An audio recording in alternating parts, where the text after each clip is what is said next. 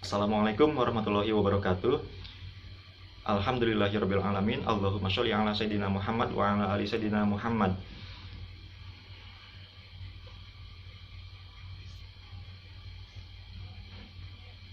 Bagaimana kabarnya teman-teman semua? Apakah hari ini sehat?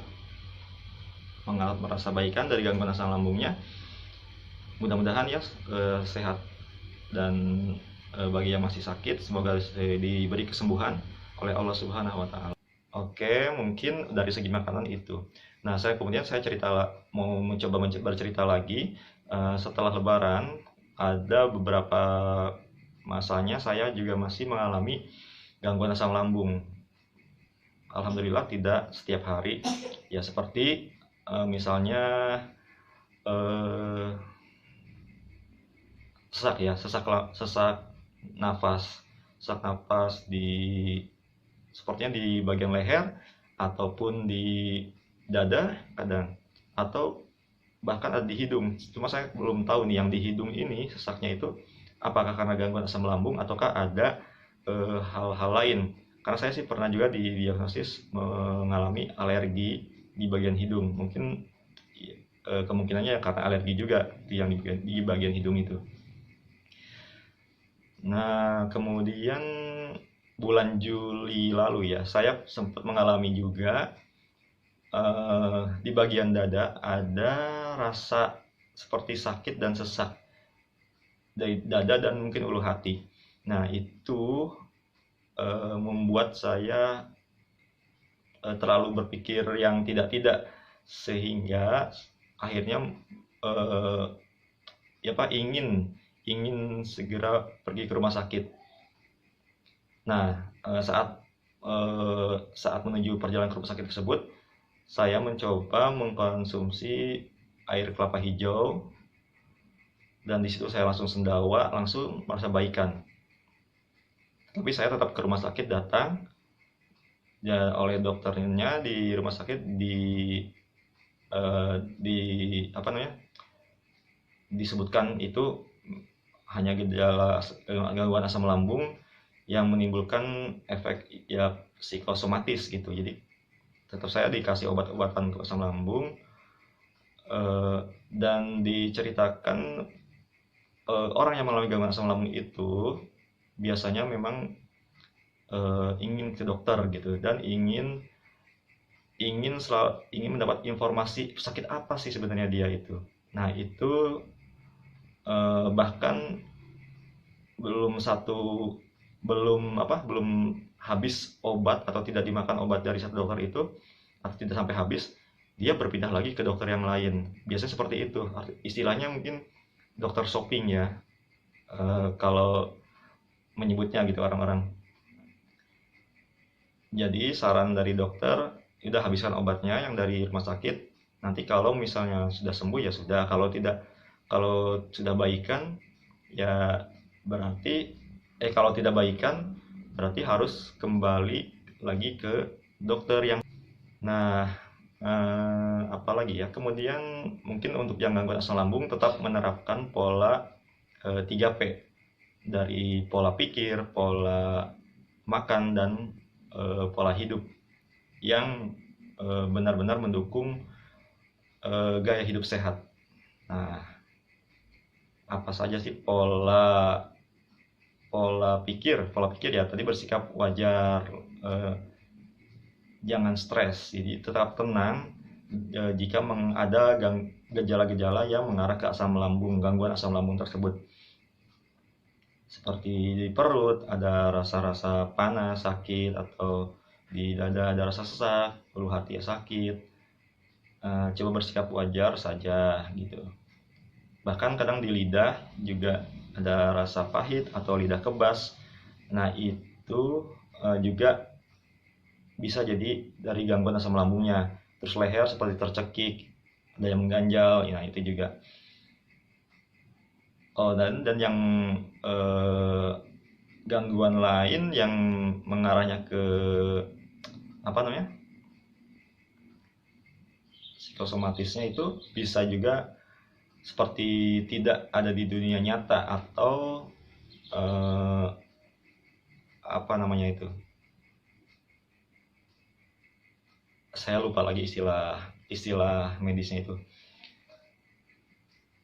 Oke, nah itu kita tetap bersikap wajar saja karena kita merasa apa namanya kita harus menyadari bahwa yaitu gangguan dari asam lambungnya gitu. Ya udah, kalau kita makin stres biasanya makin parah. Nah, kalau kita bersikap wajar, tenang, tetap menghirup napas dengan tenang,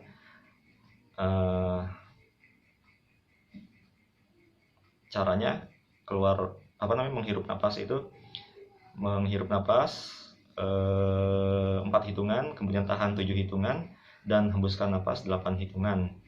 Nah, itu biasanya akan lebih rileks lagi dan tidak terlalu berpikir ke arah gangguannya. Jadi kita fokuskan ke cara kita bernapas tadi untuk mengalihkan perhatian kita agar tidak terlalu kepikiran ke gangguan asam lambungnya. Kemudian untuk pola makan mungkin tadi di awal sudah saya jelaskan makan apa yang bisa dipilih untuk yang mengalami gangguan asam lambung.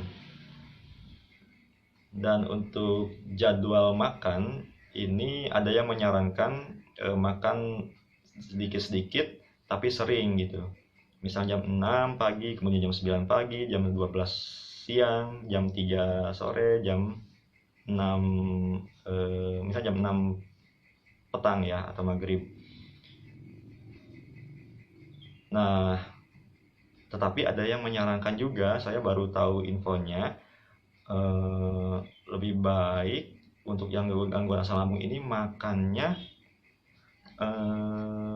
lebih jarang malahan. Jadi ada jam-jam tertentu yang boleh makan, jadi ada jam-jam tertentu yang kita tidak makan tapi hanya boleh minum, atau mungkin yang dikenalnya dengan intermittent fasting. Nah, caranya intermittent fasting ini jadi dilihat dalam satu hari ini ada 24 jam, kemudian bagi 3, jadi masing-masing ada 8 jam. Nah, kapan kita makan? Makannya itu dari mulai jam 12 siang sampai jam 8 malam. Nah, itu adalah waktu makan yang baik karena pencernaan saat itu sedang bekerja optimal untuk mencerna makanan kita. Jadi dari jam 12 siang sampai jam 8 malam itu waktu makan kita. Nah, bagi yang gangguan asam lambung mungkin coba aja ditakar makanannya porsi sedikit-sedikit tapi agak sering, tapi di jam yang tadi siang itu dari jam 12 sampai jam 8 malam. Nah, kemudian dari jam 8 malam sampai jam 4 pagi itu waktunya istirahat. Pencernaan itu mulai melakukan penyerapan dari makanan yang kita makan. Jadi di jam 8 malam sampai jam 4 pagi jangan lagi makan makanan yang untuk makan makanan yang berat gitu. Mungkin masih bisa untuk makanan ringan seperti jus, tapi yang lebih baik lagi adalah minum air putih saja. Dan minum air putih saat malam pun sebenarnya ada batasannya, jangan banyak, tapi ya mungkin dari takaran seteguk saja, 2 teguk gitu, karena ada sistem tubuh itu saat malam itu ginjal kita tidak berfungsi optimal untuk penyaringan gitu. Gitu memang waktu istirahat.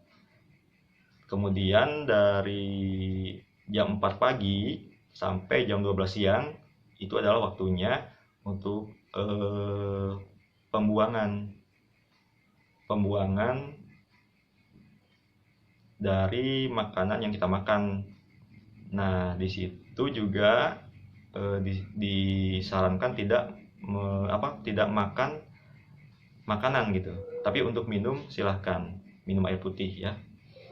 Diperbanyak air putihnya. Air putih harus cukup 8 gelas sehari minimal. Atau dengan mengukur dari bobot tubuh kita dan aktivitas kita. Kalau memang makin banyak aktivitas, dilebihkan minumnya gitu.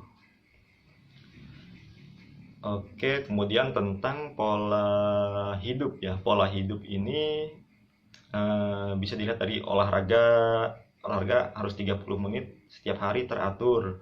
Karena ini juga akan memberikan kita stamina atau kebugaran.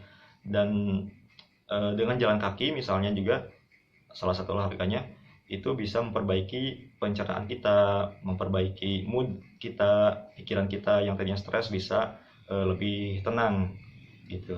Karena muncul hormon yang menenangkan, hormon endorfin ya kalau tidak salah.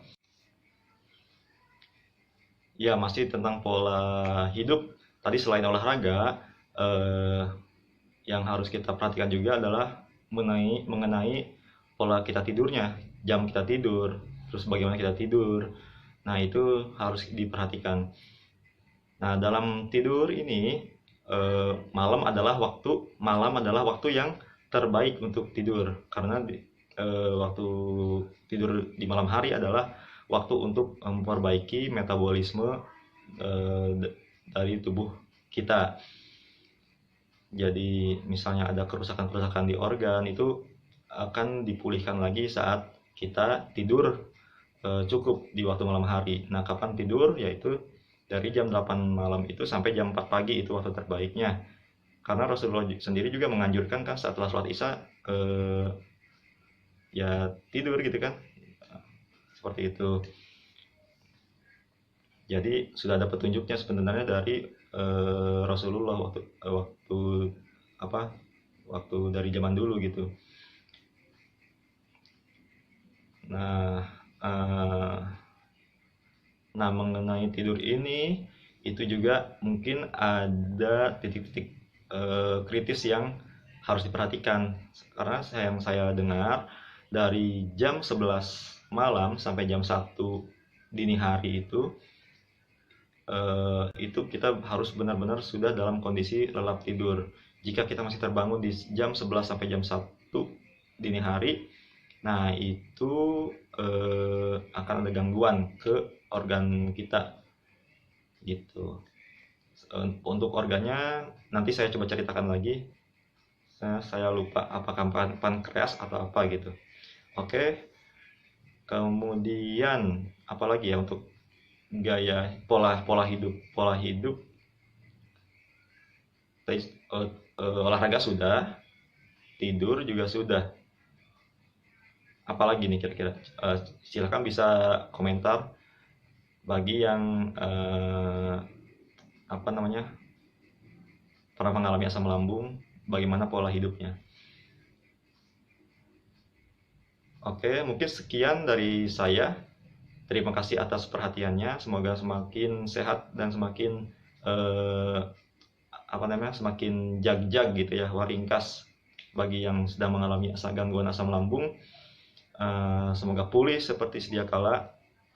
Jadi resepnya adalah tetap bersikap wajar, berpikir tenang gitu ya, bersikap tenang, berpikir wajar, sehingga tidak makin memperparah kondisi gangguan asam lambung kita. Dan tadi terapkan dengan 3P-nya ya. Terima kasih atas perhatiannya. Assalamualaikum warahmatullahi wabarakatuh.